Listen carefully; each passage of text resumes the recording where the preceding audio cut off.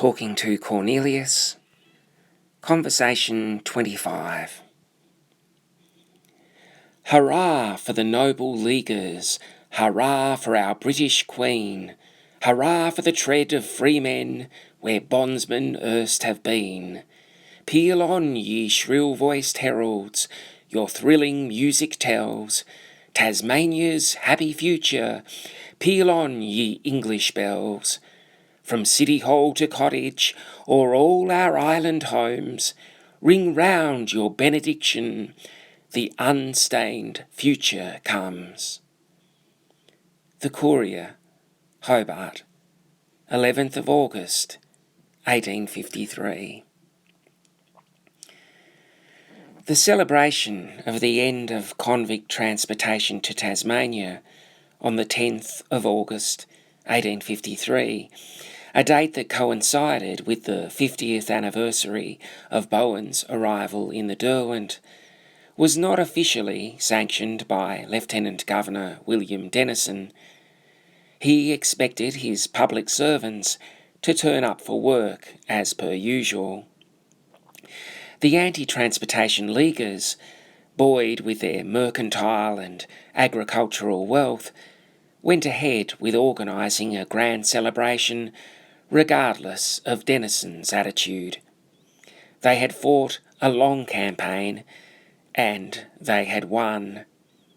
Ring round your benediction, the unstained future comes. The celebration commenced at 6 a.m.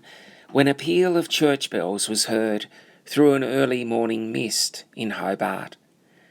The sound would have roused a great excitement among the children in town as word had got around that a giant cake was going to be on offer down at the new wharf. They were not only going to receive a piece of cake, a special coin had been struck for the occasion with Queen Victoria on one side and a kangaroo and emu bracketed coat of arms on the other. There had even been talk of giving each child a Bible to spur on the new moral chapter in the island's history. In the end, the finances couldn't stretch to such a degree of pious extravagance, but there was an extraordinary fireworks display in the evening, and bonfires illuminated the night across the countryside. The inherited and generalised sense of Tasmanian history suggests a radical shift occurred in the island's society after this moment when convict transportation ended. The sense is that the entire community entered into a state of complete and collective denial regarding the convict past as soon as the prison ships stopped arriving. It was a stain to be covered, a past to be left unmentioned.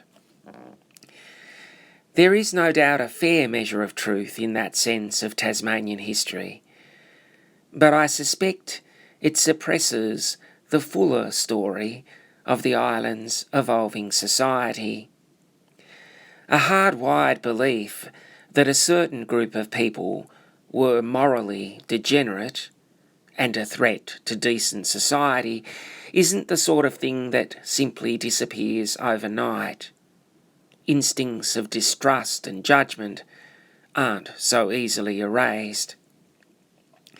The League disdain for the convict presence, a disdain which was as much about class as crime, simply changed expression.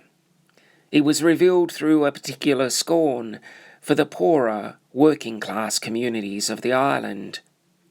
Jack might have been as good as his master in Victoria, where strong currents of immigration and the empowerment of the gold rush invigorated social attitudes and aspirations. But Jack need not get too carried away with himself in the conservative world of an island that was untroubled by gold fever and any strong currents of immigrants with their radical democratic notions. The complexities of colonial class-based politics and social allegiances is best seen in the rivalry between Thomas George Gregson and John Donnellan Balfe. Gregson was a pastoralist with a significant property in the Midlands near Jericho. His political engagement went back to the era of Lieutenant Governor Arthur. Gregson ran an unofficial opposition campaign to Arthur through newspapers critical of the governor and white-handing letters that he sent to England.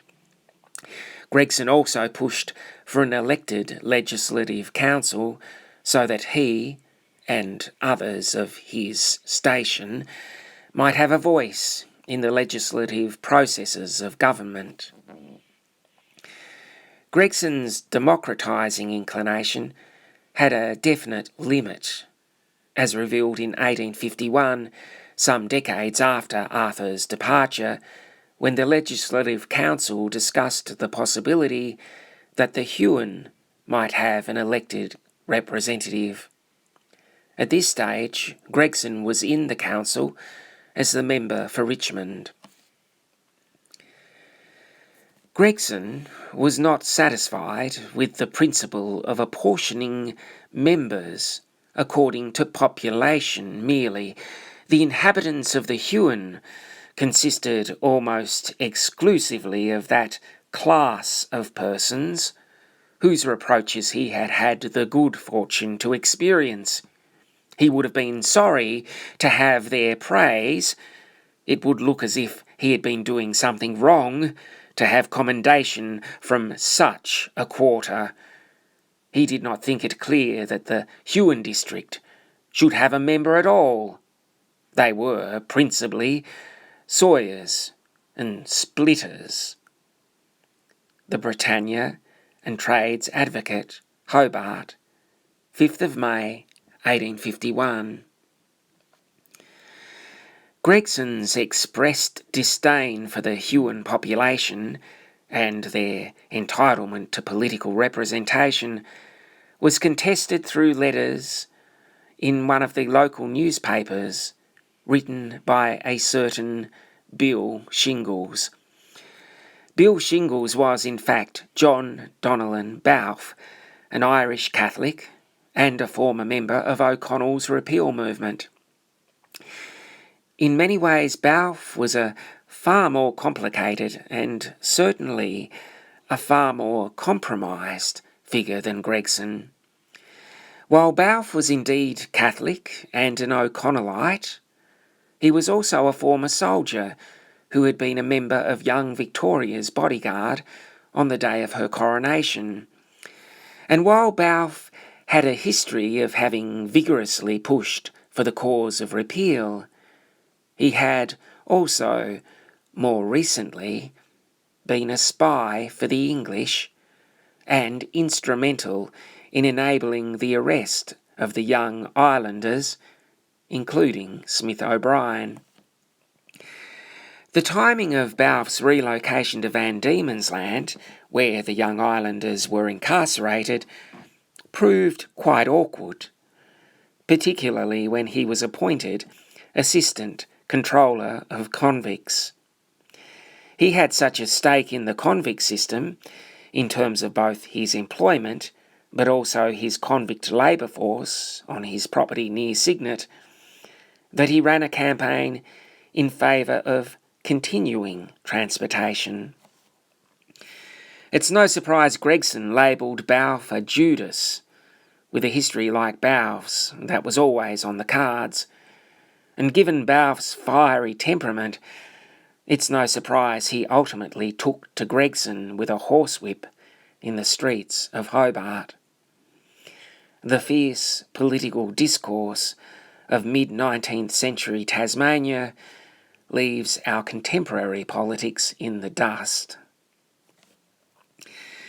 Ultimately, the most interesting thing about Balfe, given his past history, was that he gained and retained a seat as the elected representative for the Huon for more than a decade.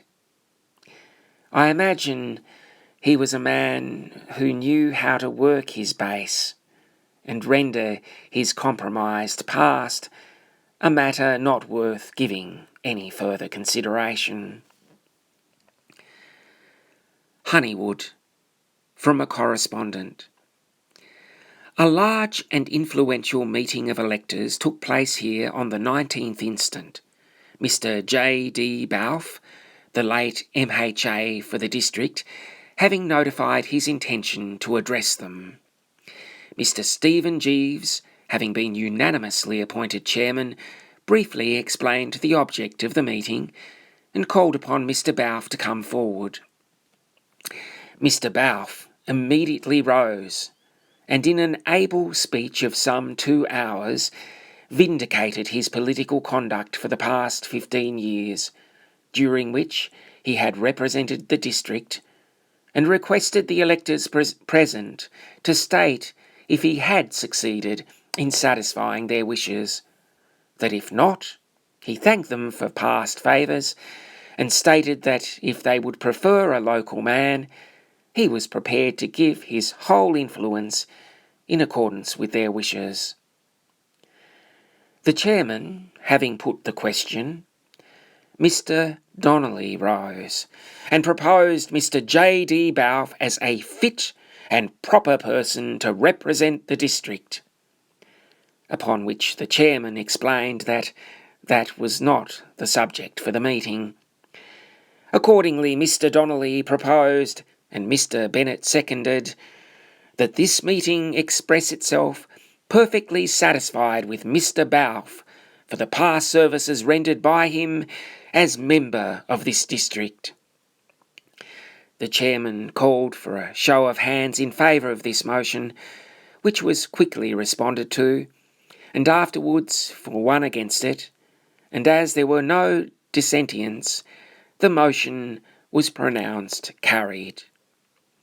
Mr. Balfe thanked them for their hearty expression of goodwill and stated that he was prepared to answer any question put to him, whereupon 1 or 2 of the electors embraced the opportunity, receiving answers to their entire satisfaction. The meeting, which was of a most orderly character, after a vote of thanks to the chairman, broke up. Mr. Roland L. Davies, who is also a candidate, is to address the electors on Tuesday next. The Tasmanian, Launceston, 26th of August, 1871.